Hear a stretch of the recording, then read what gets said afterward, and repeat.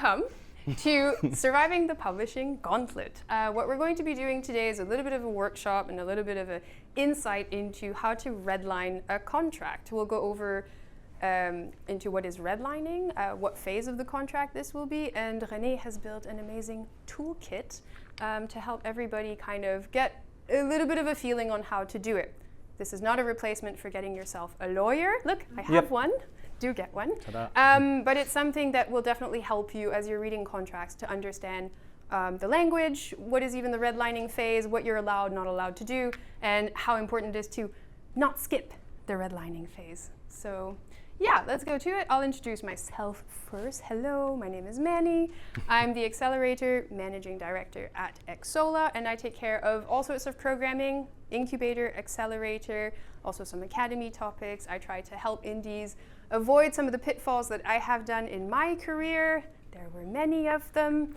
And to just kind of support with my experience and also networking people throughout the industry with the appropriate experts such as René. Thank you. So my name is René Otto, and I've been a video game lawyer for around 10 years. I work with around 300 developers and publishers on everything concerning contracts, IP, trademarks, and yeah, for me, it's really a passionate industry to be in. I always wanted to do something with games, so that's also the reason that next to my work as a lawyer, I do various other things. So I'm also partly the general counsel at Newzoo, the marketing intelligence company. Perhaps you know it all from the yearly reports on the state of the industry. I'm also an ambassador at Women in Games, and since 1 month I'm also part of Make-A-Wish International to make sure that through gaming we can help fulfill wishes of, well, sick children who, for example, want to have a PS5 or want to have another wish granted through gaming. Very nice. All right, then let's start.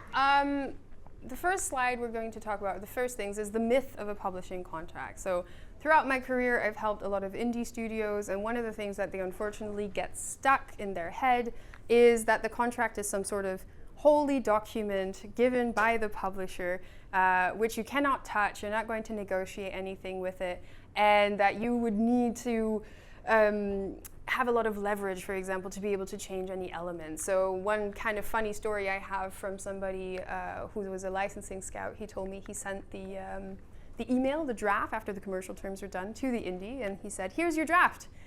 Please have a look, right? And then we'll talk afterwards. Let me know what you like and don't like."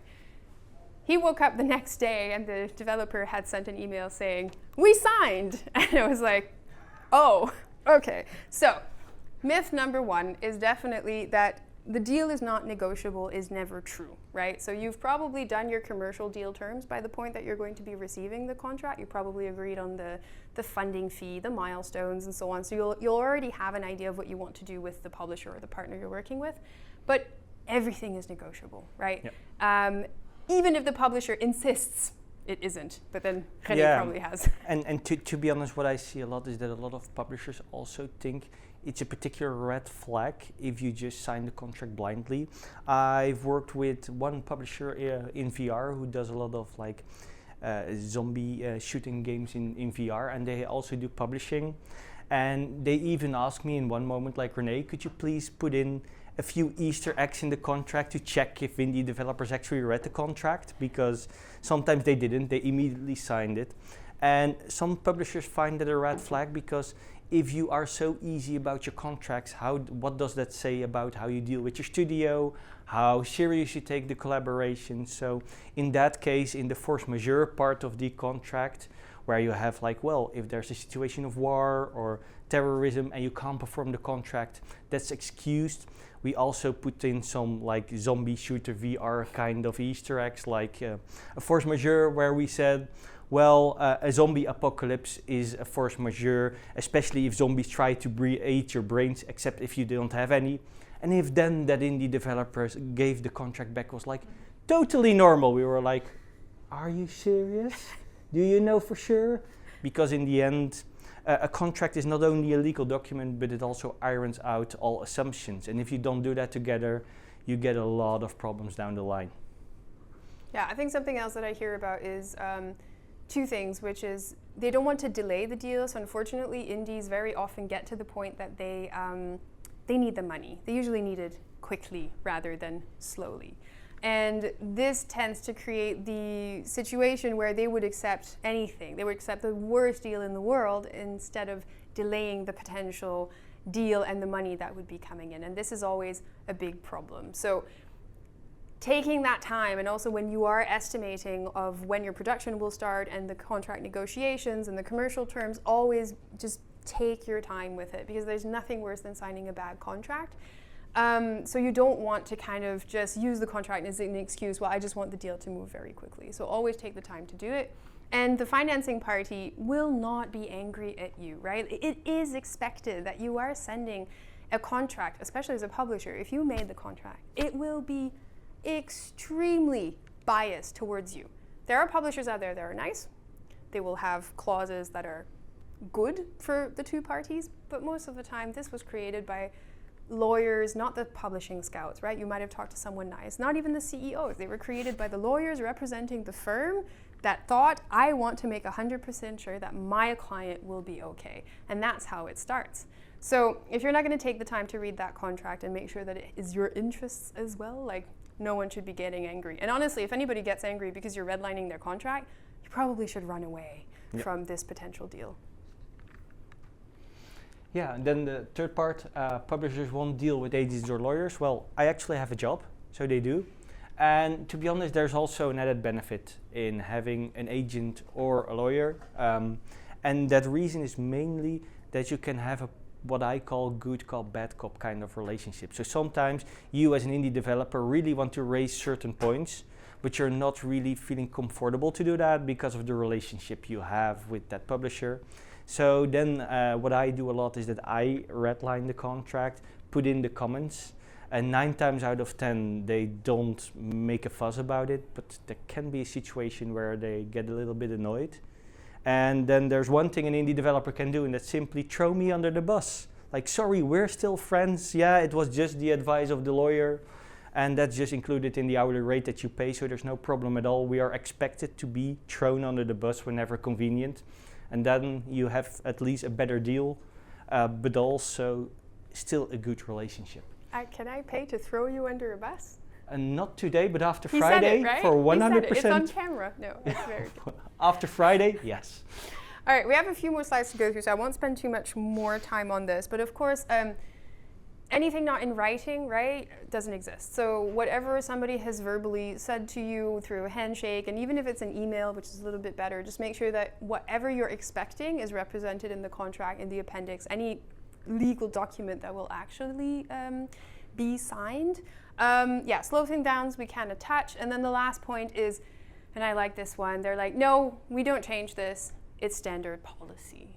And of course they're going to say that. And if you don't ask, you're probably going to not be able to change it. But I think Raw Fury is one of the studios and publishers out there that have like a standard publishing contract that they even share online.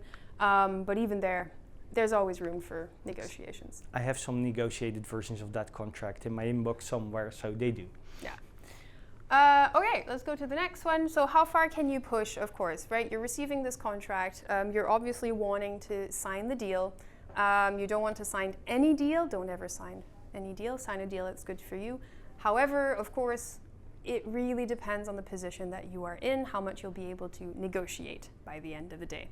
So maybe I let you explain evaluation of your leverage. What is leverage, René? Yeah, just the position you have in a negotiation. If you have, for a publisher, publishing a game is also a commercial opportunity, which means that if they really like your game or they have an empty content pipeline, of course you also have some room to at least enforce what you really want. Because in the end, I can understand that an indie really needs funding, and that you might feel that the relationship is imbalanced, but at the same time it's a commercial opportunity for the both of you. So what I always try to do is to at least make an assessment of the leverage an indie dev has, also with all the confidential information I have, because sometimes I'm negotiating on behalf of a developer but they tell me like, well, our bank account will be empty in 1 week. That of course has also impact on your leverage. Even though the publisher doesn't know, you're not like very negotiating very comfortably. So yeah, it really depends on that position, which deal terms you can actually negotiate. Which goes into point number 2, that of course a lawyer will be able to understand and work with you depending on how urgently you need the deal and how much you want to spend time trying to negotiate certain clauses. There's also something that you can do in a contract as well is don't just redline one thing, like we probably can talk about it later, but it's better to redline multiple things and try to change multiple clauses, even stuff that might be not as important. Because it's easier to negotiate later on, right? There's always this tit for tat. And you can get the publisher to say, okay, we'll agree to these 3 ones, but that 4th one, like, we won't do. That can be quite a bit of a win, right? Depending on what those clauses are. So even if it's just only one thing you don't like about a contract, I would actually just generally suggest change a few more things, because if the focal point becomes that one single change, you might have a bigger problem. It's just human nature at the end of the day. And yeah, of course, small, unproven, unlikely to get a deal outside of normal parameters, normal here in quotation mark, because again, even a standard contract has room for negotiation. So don't ever be afraid to at least start asking for it. And like anything else, right? Ask and you shall receive. It is the first step. If you do not feel comfortable with anything, talk to your lawyer, get the red line done, and of course you'll discuss what you want to write. But if you don't ask, there's just no chance that it's ever going to happen. So, yeah. Then the next one is the contract negotiation toolkit. Yeah. So I created what I would say a small toolkit to redline your contract. Well, just for the sake of clarity, redlining is essentially a term to describe that you negotiate your contract, you make changes to it.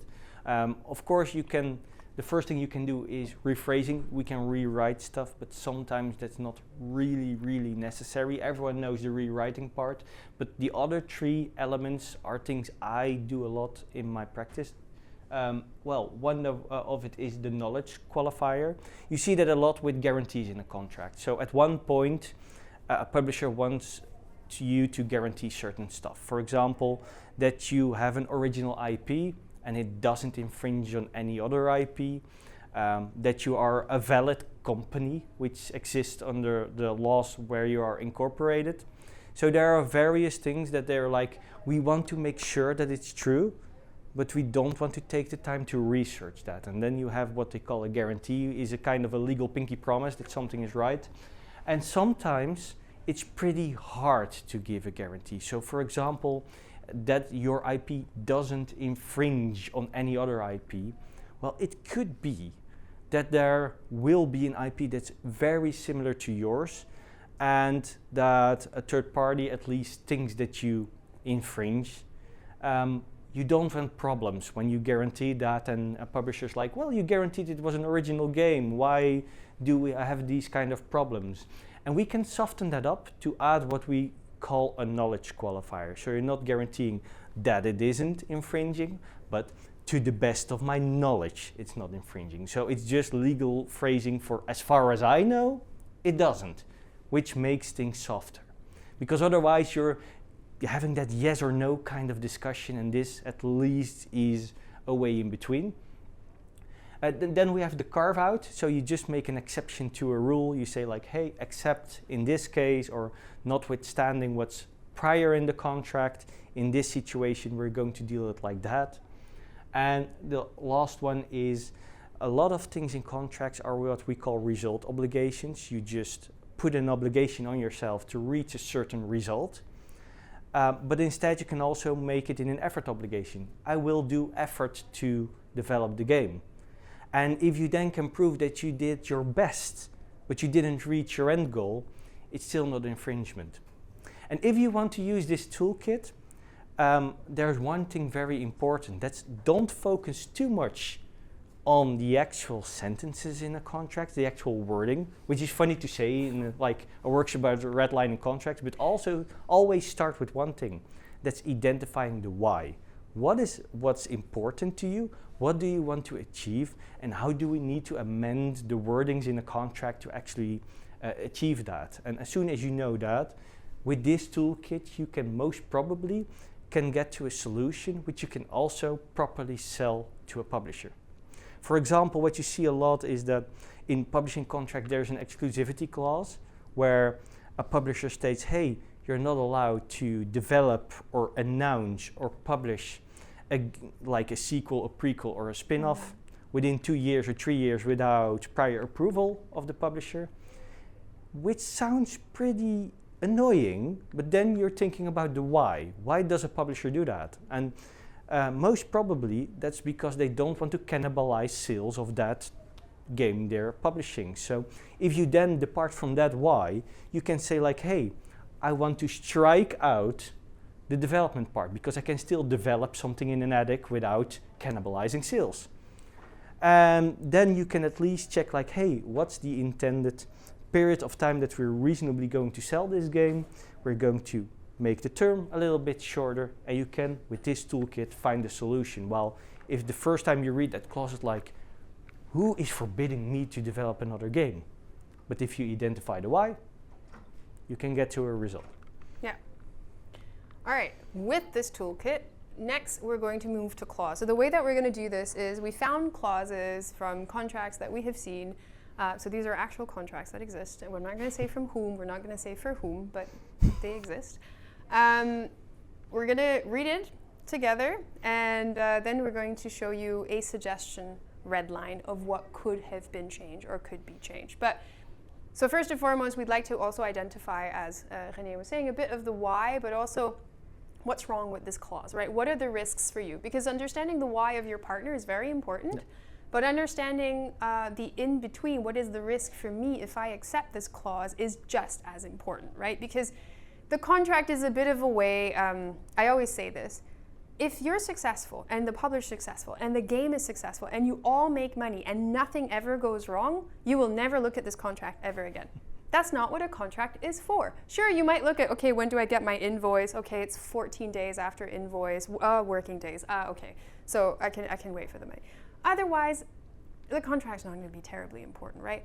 If things start to go to hell, is when the contract becomes important. This is basically the alarms are going up, and this is the guidebook of like, what are the things you are allowed to do to save yourself, your project, your company. And if it's all skewed towards the publisher, then you have literally no escape, right? You gave all the life vests to someone else, and you're stuck in the Titanic after the iceberg. So we'll go through this one.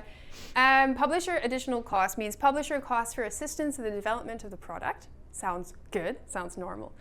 Publisher additional costs may include software, licenses, hardware, marketing, outsourcing, or any payments made by the publisher on behalf of the developer. Again, that doesn't sound too bad, does it?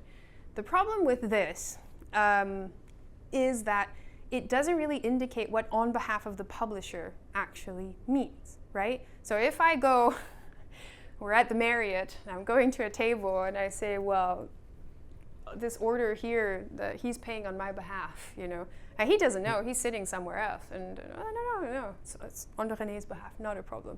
Yeah, he's probably going to be terribly happy. So for this one in particular, one of the things that I would have added is a conditional that comes afterwards, but yeah, the other stuff, I mean, mostly okay. You want the additional cost to be listed. Any other comments before I go to the red line? No, and this clause is mainly important in one thing, in the context of one thing, and that's that mostly the publisher additional costs are recouped from the revenue of a game before you get your rev share. So in this context, it's also important to know that you want to have some tangible qualifiers to know which costs are actually recouped, because in this case, if you look at it, softwares and licenses, perhaps they already have their Unreal Engine licenses or the Unity license, and they're like, well, we use it for your game, let's deduct it. Or we have Peter from marketing, and Peter from marketing works 1 month on your game for 3 or 4 or 5K a month. And they're like, yeah, Peter worked on your project, he did work on your behalf, we're going to deduct it. And then it becomes very, very murky to see what can be deducted and what not. So it's good to have it more specific, and Manny did a good job there.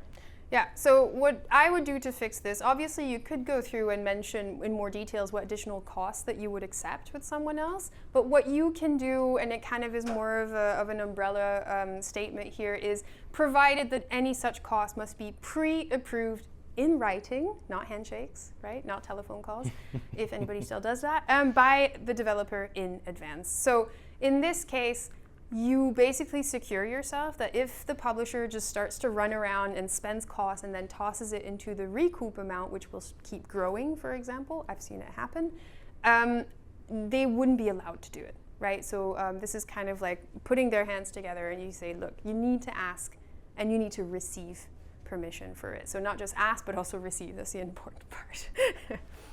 Any other thing on this one? Nope, not at all. Any questions on this one? No. Have you ever seen a clause like this? No. Nice.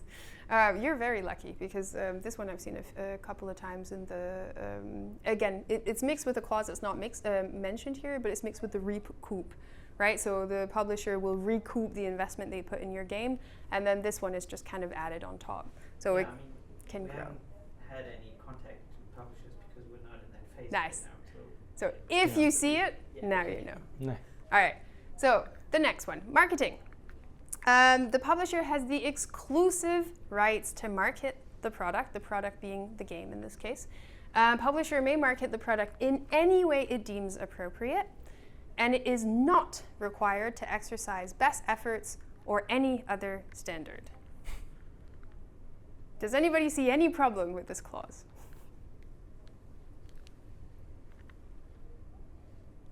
That's look of desperation. I like it. So one thing I would like to ask René, because we see this in contracts very often, is best efforts. Yep. What does it mean? It just means that you need to do everything that you reasonably can to do a good job. So in the end, you have to give it your all. It's actually what it says in legal. So in this case, if you as a publisher just send out one PR kind of statement, that's not best efforts. You really need to check what you can do in the field of influencer marketing, other kind of like collaborations to make the best out of your game possible within the standards that's reasonable, because you can't expect them to, you know, bend steel with their bare hands, but you need to make an effort when there's a best effort. And what could be any other standard? Because I've seen also, for example, industry standards, which Yep. we'll see in a second. So what would be industry standard? If you're in front of a judge, how do you explain it? That's a horrible task, and that's the problem with these kind of standards. It's very nice to have them in there, but I would never use them as the only standard, because a discussion about, for example, other than best efforts, you have commercially reasonable. Then you could at least think about how much would it cost to take the extra step, what would be the ROI, and would it then still be commercially feasible? But with best efforts, you always have that discussion, because at the end of the day, you can always say, shouldn't someone have done more than they did? So in that case, it's very hard to have that discussion. So what I would always advise is to have different tiers, I would say. So put in a best effort, always have that in the publishing contract, but also means like best efforts also means that at least you will adhere to this marketing plan and do everything else that's commercially reasonable or whatsoever. So only best efforts sounds good. No, it's not not required. Yeah, At it's here not already It's even worse. overlooked. Yeah. I thought first, okay, best efforts. It's No. required, but it's not required. Yep. So, spoiler alert, we're going to get rid of the not. No. So we're going to add a little bit more. So the way that I did it in this case is the publisher has the exclusive rights to market the product. In this case, depending on the deal you're trying to broker, you can do a global, because like before that it was basically global, right? It wasn't mentioning it specifically, but there was no limitation to the right to publish. So I would definitely add territories and languages. This is also important because you want to be able to control not just the locations and the territories where they're publishing, but also have an oversight of what languages. And that will also give you, for example, the localization costs of that publisher is supposed to support with, and even potentially something that you can hold them to, right? You're supposed to be publishing in these languages, for example, but that could come later. And then define them. Define an appendix 2, as an example, right? Could be appendix 1 or annex 1 or annex 2. Is there a difference between an appendix and an annex? Nope. Nice. There's Very good. All the Latin words. But yeah, I would definitely define where the publisher has the right to publish, because one thing I don't quite like is if you have a publisher that has a little bit more experience, for example, in the Asian market, you wouldn't want to give them global rights to publish your game.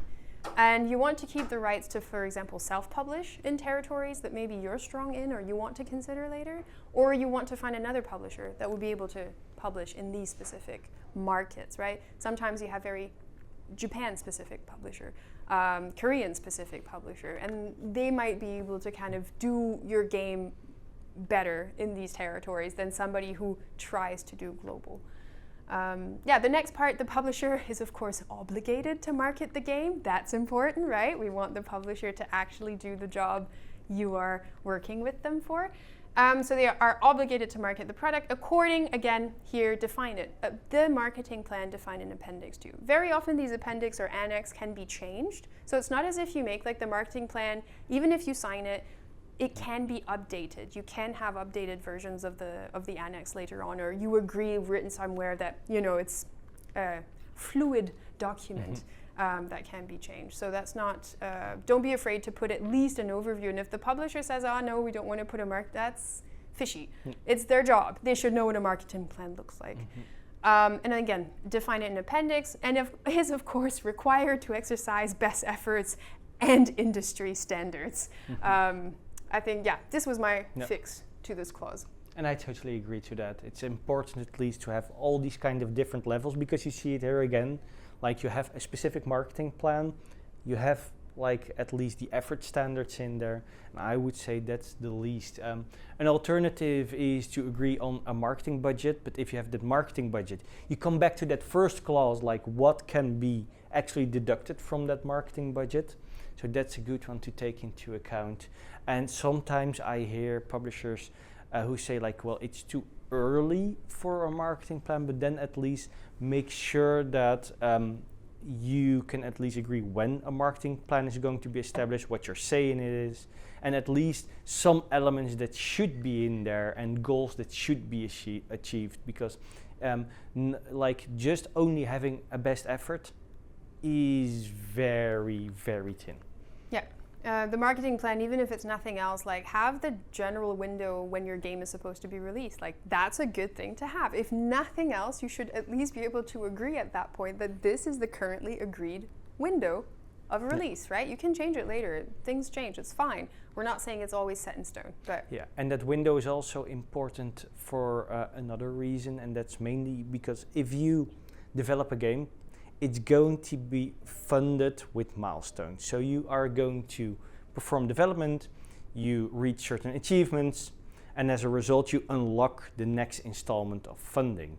At one moment in time you will have the Gold Master version, so the version that can be at least submitted to platforms to publish.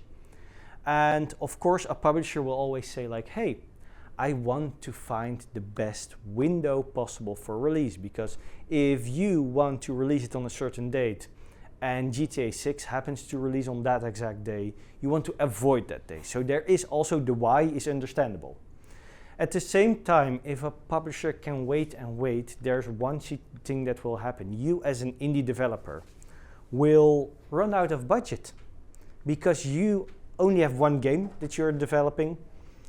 That will be released, there will be a recoup, then you will get new funding. So what I always do is to have a window of a quarter or at least 6 months and say like, hey, if we want to publish beyond that, we can agree to that, but that agreement will then also include additional funding for us to survive. Because in the end you want us to fix bugs and to provide tech support. How can we do if we can't eat and can't survive? So from that perspective, it's also important to have that. Yeah, and there's just a note on this, like being able to delay, for example, the milestones indefinitely as a publisher, or to not have any promised release window, can lead to a lot of other negative consequences that you might not even see in the contract. So I heard recently today, for example, from someone who told me, I just found that in the contract I was looking at, there was a clause saying the publisher will get the IP if the developer goes bankrupt and has to close the studio. So automatically the publisher would receive everything. Now imagine the scenario that René was just mentioning. They keep pushing the release date, you're running out of budget. What happens? You need to go bankrupt, the publisher gets everything. There are lots of compound stuff, and it's extremely important when reading the contract. You kind of have to read it 3, 4, 5 times. It's kind of like a little game of like detective, you know, you need to find the little things that go together. So one clause might seem innocent, and in connection to like the rest of the contract, it will destroy your company. So this one, publisher has perpetual exclusive sub-licensable license to develop, publish, and market the game on all platforms. This is one of yours. So what you see a lot is that a publisher invests in a game and then they want to obtain a license to a game because you have the intellectual property rights to a video game, which means that you're the only one who can publish it and reproduce it. So if a publisher wants to do their job, they need to have a license. You need to say that it's okay that a publisher uses your game. And what you then often see is kind of a long magic sentence which details what a publisher is allowed to do. And it's very important to look at it because in this case, for example, it's a perpetual license, which means that it's an everlasting license. Even if the contract is terminated, the license is still there.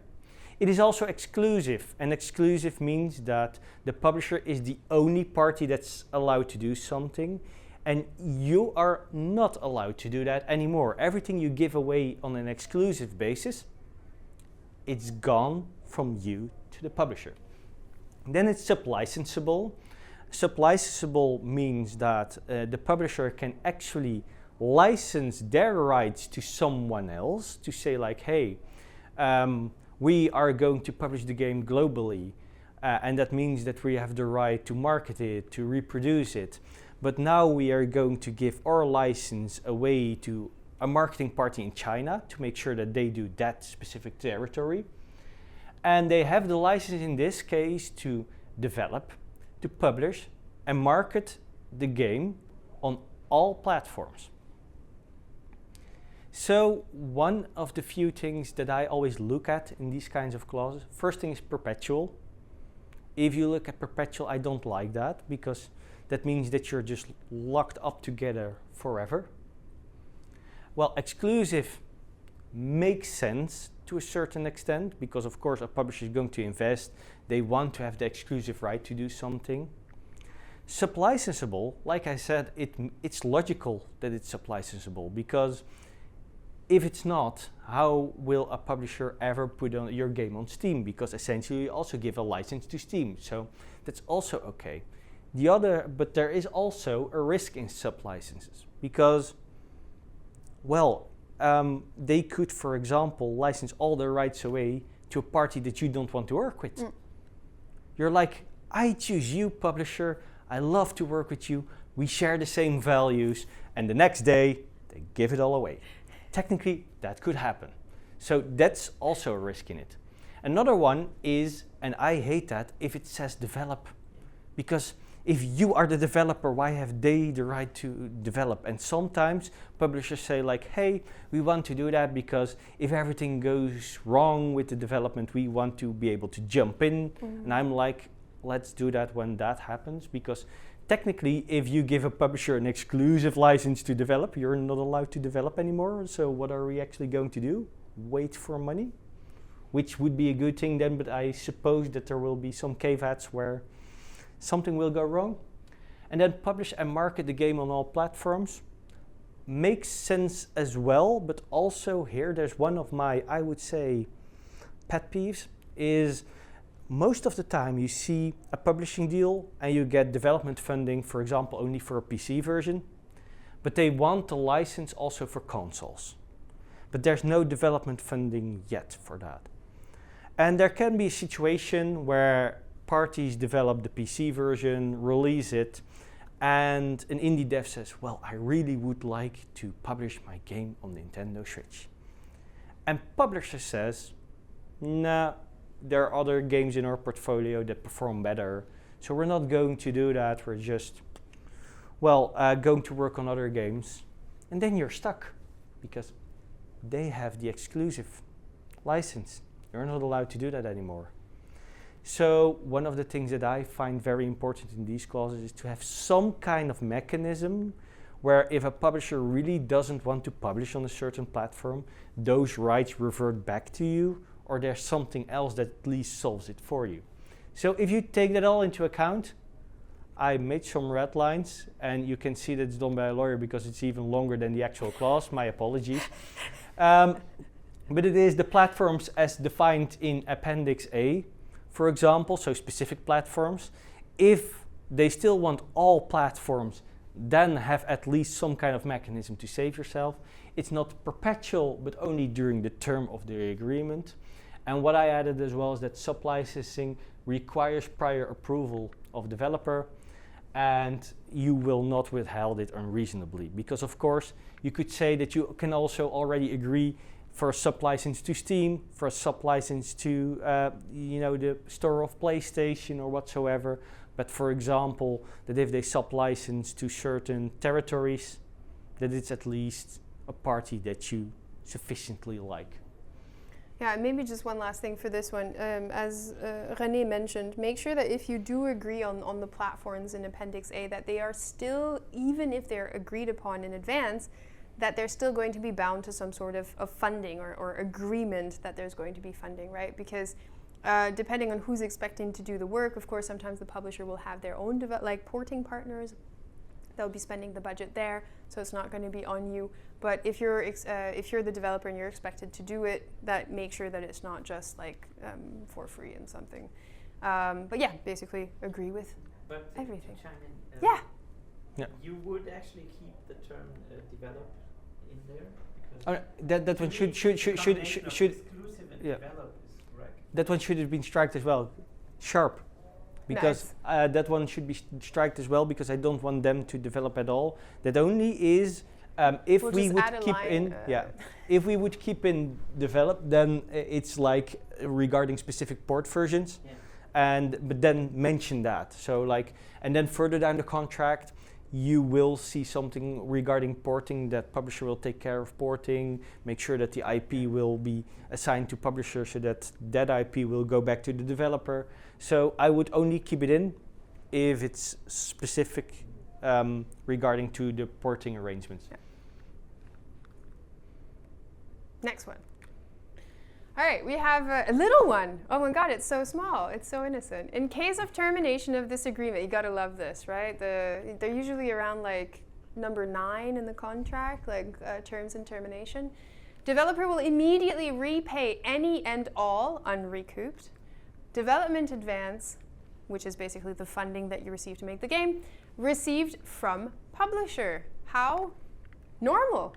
Yeah, you would say so. Well, you see these clauses a lot in publishing contracts because in the end, the idea of a publisher quite often is hey, if you screw up as a developer, we want to have our funding back. But that's not what it says right there, because it says it's anytime and always. And this can especially be pretty toxic if the contract contains a termination for convenience, which we will see in a little bit as well, which is we can just terminate the contract whenever we want to. And if you have that combination with this, we can terminate the contract whenever we want to, and that means we want our investment back. I've seen it recently quite a lot, which means that someone thinks nah, don't like the game anymore, and actually you return the collaboration back to the start, because you have a further developed game, but they're we're not going to market anymore, we're not going to publish anymore, and can we have our money back? Which is a bit icky, because in the end you need that money and it's already spent and you still need additional money. So this one is pretty annoying, and that's why we're going to change it. Also super small, very short. And this is why the first clause was so small. I've added a few words. What I've added in this case is that... It's the toolkit, exception. Exception, indeed. For example, that you will only need to repay if a publisher terminated the contract for convenience, then you don't need to repay it. Or the developer has terminated the contract because the publisher did a horrible job. So if the publisher violated the contract, you terminate it, you don't need to repay. But another thing that I don't see a lot, but I would always advise, is in these consequences of termination, make sure that you get the marketing materials of a publisher, so that you don't need to make new store icons. And the last 4 sentences are actually something I put in standard in every publishing agreement now, because I had one situation with a publisher who I shall not name, who were literally like, okay, we now terminated our collaboration, but we're not going to give back the Steam page because we created the text on the Steam page. We did the marketing, so actually all the wish lists are our doing. So yeah, if you want to maintain those, just keep working with us then maybe.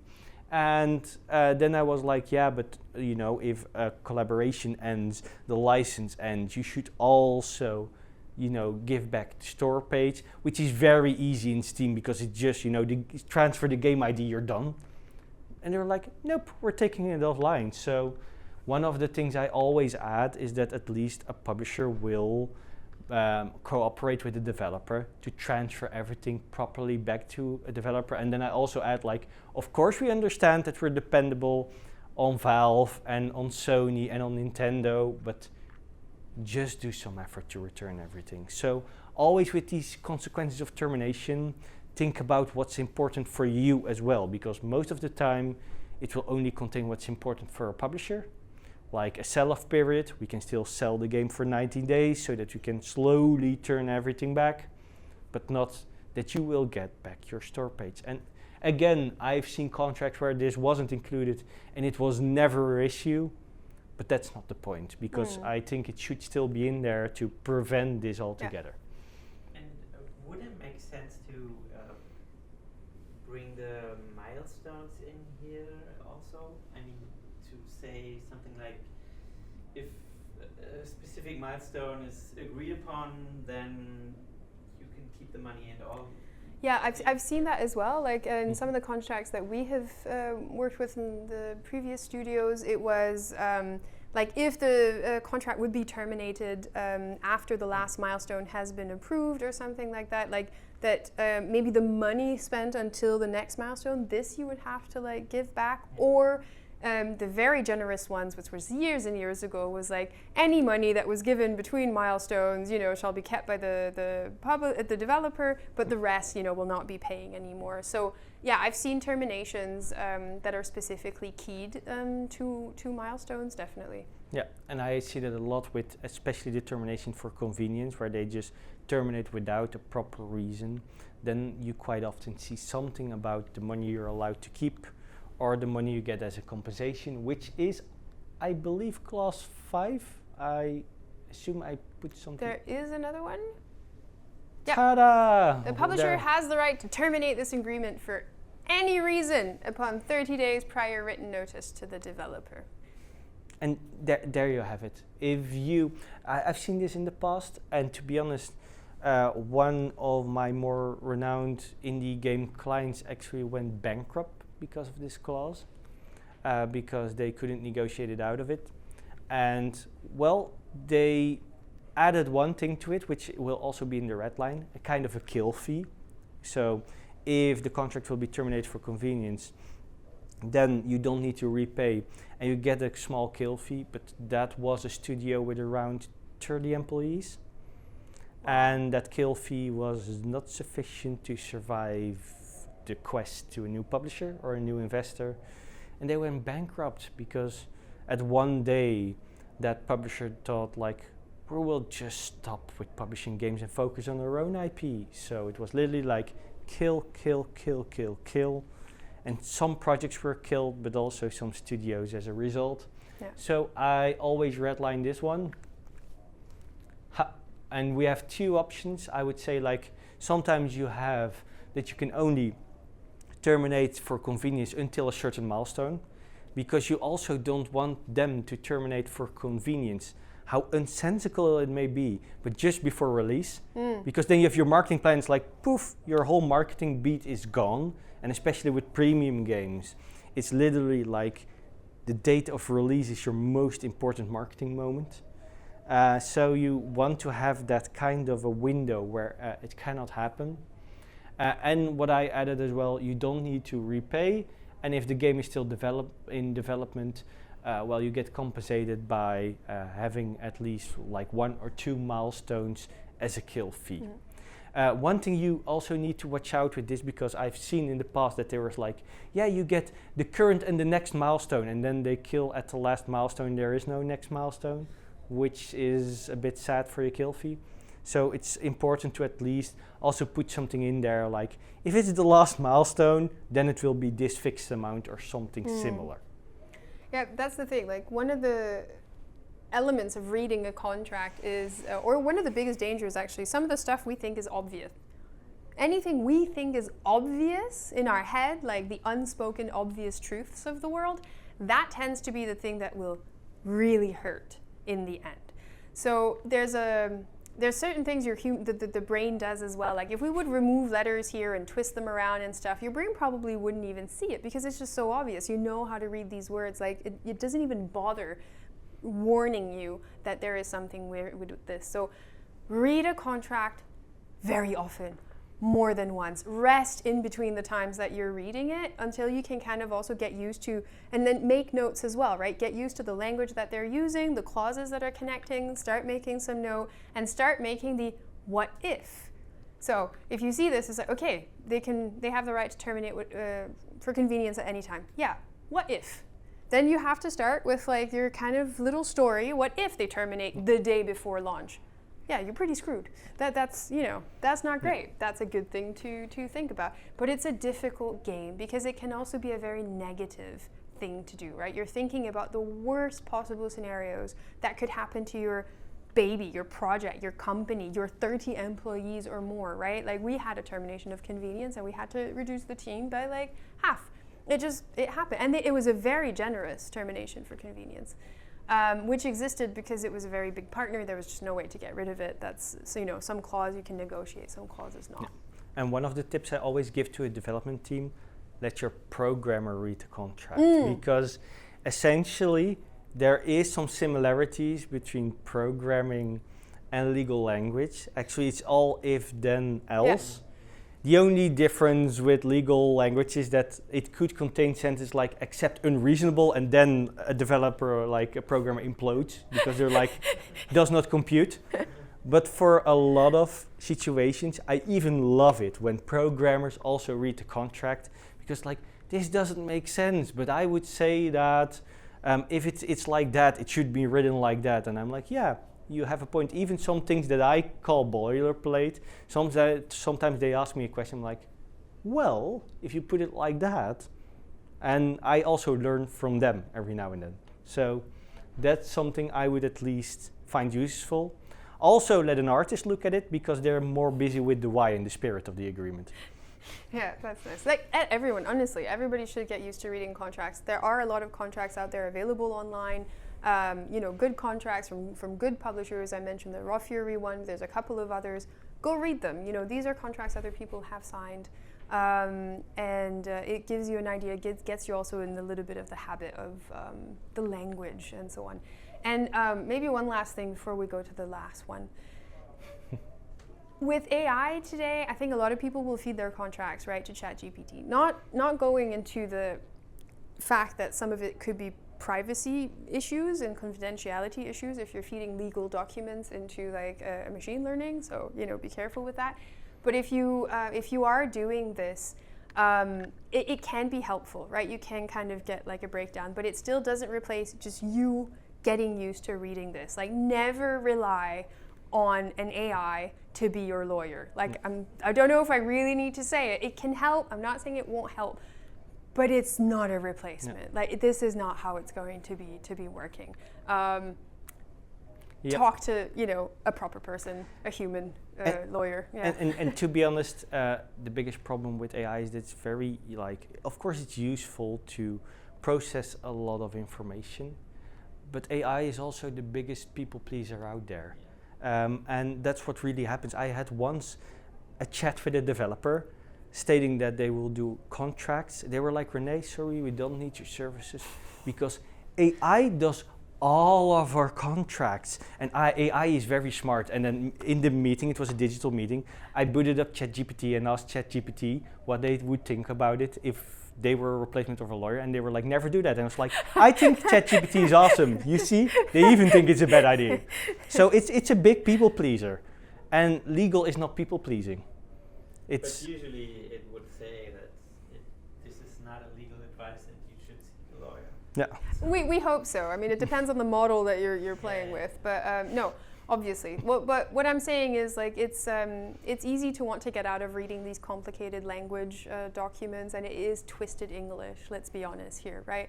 It has sometimes sentences that never end. Right, there's like this German novelist or something. He's famous for these like non-ending sentences. Like that's what some of these contracts feel like. So I understand, but it's really worth to, even with the team, make it an exercise, make it a kind of a game jam. The one that can find the most awful clause wins a beer or something. Like you can have fun with the contract. It can be good. All right, next one, final one. Publisher IP. Publisher IP shall include all intellectual property developed under this agreement, such as the product, the code, the content, specifications, and of course, the title. So this is one clause that I saw in a contract. It's a version of a clause that a lot of contracts will have out there. I think we were able to, in the last couple of years, to make it a bigger topic, that publishers should not be just buying the IP from a publisher. Now, I want to put a caveat on this as well. It's okay if somebody's interested in buying your IP. There's nothing wrong with IP purchases. It's very often done with like merger acquisition, right? They'll just buy an entire company, and that's why they're buying it. Disney bought Star Wars because they wanted the Star Wars IP. I mean, makes sense. However, the difference between Star Wars and a lot of indie studios, well, there's a lot of differences, but one important one is Star Wars is valued. It has a value. It's been out there. It's been proven that it has value. Whereas if your game is not released, it has intrinsic value potentially. You can try to estimate how much value it might have, but there's nothing tangible. There's no sales numbers. There's no merchandise that comes with it. So when they're licensing your IP, and on top of that, they're taking it over, they're basically taking it for free. Because they're like funding, your development costs and everything. Sure, fair enough, but that's actually just to kind of get the IP to license. You want, if you ever sell your IP, if you ever decide to make that decision, it should be a proper sale at a proper cost, and not just sneaked into a licensing publishing contract. Like that's just not fair to the developer, and unfortunately this happens way too often. Yep, and also watch out if there's a termination for convenience in these contracts, because then you have the situation where they essentially bought the IP. You're like, well, I still get my revenue share. Then they terminate for convenience, and they have the IP, the rev share is gone. So it happened. It happened. And I don't even necessarily want to say that it was the publisher's intention of this happening, but it still happened because that's how some clauses work together, and sometimes that can mean, a hell of a situation. Yeah. And then to redline this one, and this is the last point that we have, some clauses deserve to be deleted entirely. Some things cannot be saved. Please do not give up your IP without knowing the actual value of it and without a proper sales contract. You are licensing, which means you are borrowing. You're given the right to someone to use it, but you're not selling anything. It should still belong to you. You should still keep the rights to do any kind of derivative games, any merchandise, anything else you want to make with your game, even like making the soundtrack of your game and wanting to kind of sell this, right? These are all rights that belong to you, or should belong to you. And if you want to license any of those as extra, sure, go ahead. You can talk to your publisher. They can put the soundtrack out there. But it shouldn't just be given as a giant golden box with a bow for a minimalistic amount of money to actually just fund the game. So that's also a new part for my toolkit now. Just yeet out a clause. That's also should also right? be there. Delete. Just I mean, I'm a huge fan of it, right? Deletion. Yeah, so that's it. This is basically the Redline workshop that we wanted to give. And are there any questions in the audience? Well, there's so many questions. So many cases I could imagine, but I'm not sure. Wait a second. Would you say I've heard sometimes publishers like to sort of license or buy the source code. Is that something you see often? Yeah, I've seen it often with very old games, actually. So what's happened sometimes is you're going to license a game that's like live service, and at some point the developer might not be interested in continuing to develop the game further, and then the publisher will just go like, look, I'll just grab everything. But then again, we're talking about a sale of intellectual property, because even though a lot of people think IP, they'll think about the images, the characters, the logo, and so on. That code is also IP. So it kind of tends to be this is what I've seen very often.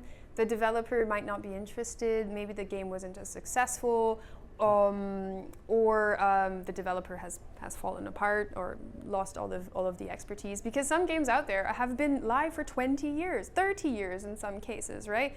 And that's not sometimes the lifetime that a developer thinks about when they're starting their game. Sometimes they want to move on.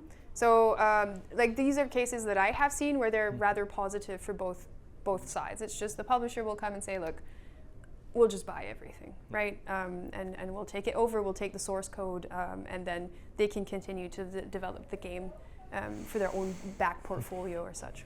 Yeah, and what I see when the source code is really involved, I often see that a publisher wants to have access to it, because if something goes wrong with development, they can still complete the game.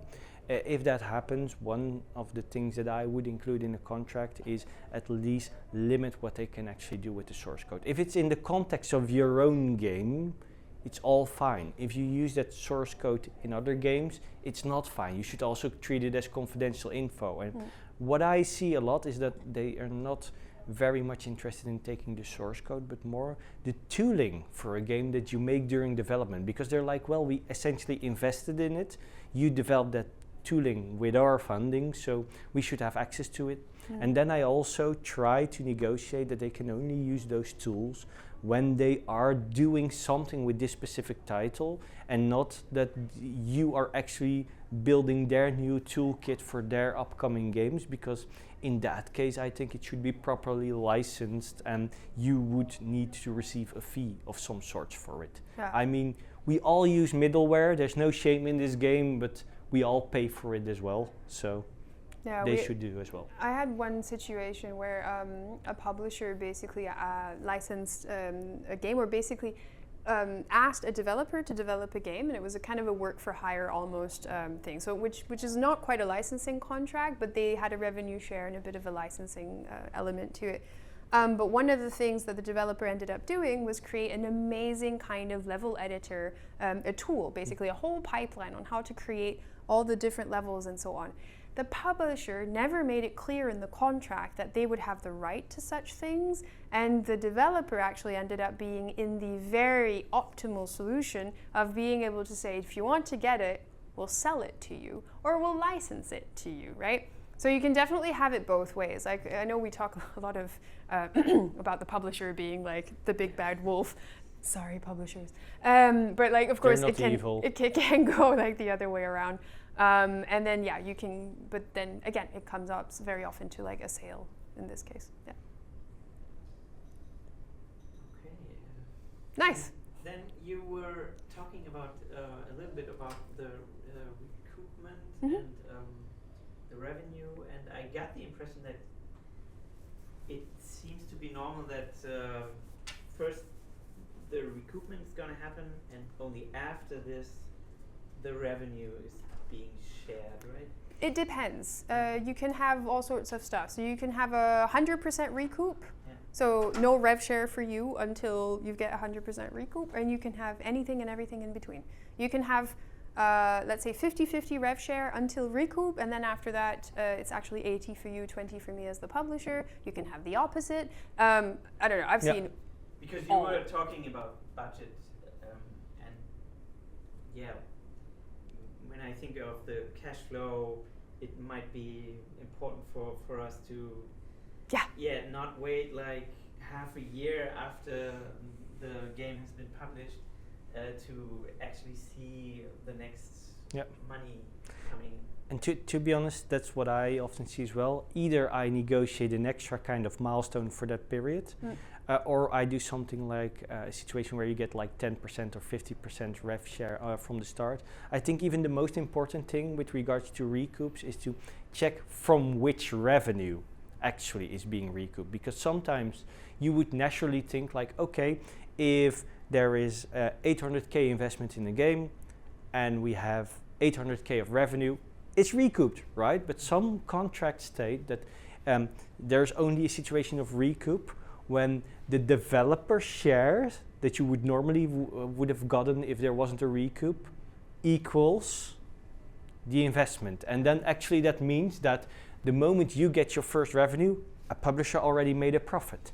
And that's also something to take into account, because in that case you were like, hey, the first 500k or 800k of revenue goes to a publisher, then we share, and then it happens to be 1.5 times that, and it's like, oh, then it makes it way more difficult. So sometimes I've seen that in contracts. So that's one of the first things I look at, because a lot of developers are negotiating the commercial terms on a high level, like this is the amount of investment for this percentage, but I'm always like, percentage of what? Recoup from what? Which things are going to be recouped? To which extent? Yep. I mean, if you now go to the Gamescom show floor, you see a lot of expensive cars with video game logos on it. Essentially, if a publisher does that for your game, is it recoupable? To which extent? Can it only be a Fiat 500 or also a Ferrari? I don't know. I'm sorry, no. But one of the things for what you mentioned, like when do you get your first money?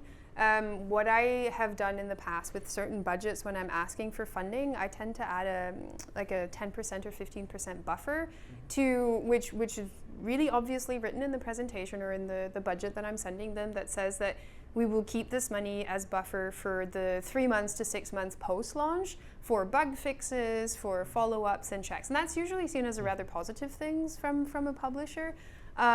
Because, and then you don't need to worry need to worry a bit less about the recoup. You should still make sure that it's settled properly, but that can give you a bit of that breathing room and even indicate to a publisher that you're aware that, you know, these things are important and that you need it, because it's not, you know, it is a commercial business. Like, it's not beneficial for the publisher if you release the game and then you go bankrupt. Like, that's also not a great situation for anybody. So yeah. Except if that IP clause is in it. Except if the IP clause in there and they get everything and they're thrilled, you know, it's going to be great.